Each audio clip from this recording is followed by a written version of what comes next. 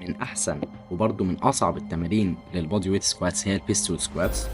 وطبعا ده تمرين صعب جدا وفيه بروجريشنز كتير ليه، ولازم تكون وصلت لدرجه من الموبيليتي عاليه ومن البروجريشنز السكواتس عاليه جدا. بتبدا في الستارتنج بوزيشن ان انت ترمي الويت بتاع جسمك سنه على الرجل اللي انت هتنزل عليها، وتبدا تتني ركبتك والهيبس سنه صغيره. بتبدا تنزل وتتني ركبتك وتتني الهيبس وتحاول تمنتين يور بالانس على الرجل اللي انت بتنزل عليها. توصل للان بوزيشن لما الهيبس تعدي النيس. بتحاول تحافظ على رجلك فلات على الارض طول العده. في شويه تيبس كده عشان تتاكد ان انت بتعملها صح وتسهلها عشانك. ممكن لو فردت ايدك لقدام وكمان لو مسكت الرجل التانية اللي انت مش نازل عليها ده هيساعدك. بتتني ظهرك على عكس باقي السكواتس، انت مش بتبقى فارد ظهرك في البيستول سكواتس. بتشد عضلات الرجل كلها سواء الاماميه والخلفيه والجلوتس وانت نازل، وانت اصلا في الان بوزيشن وانت فوق، ده هيساعدك ان انت تمنتين بالانس.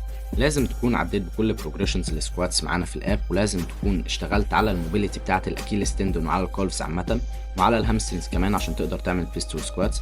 اتاكد ان انت عديت على كل الحاجات دول، ولو حاسس ان انت محتاج حاجه منهم ارجع لها تاني. صور نفسك وانت بتتمرن عشان تتاكد ان انت بتتمرن صح. لو عندك اي سؤال اسالنا عن سبورت وهنرد عليك في اسرع وقت.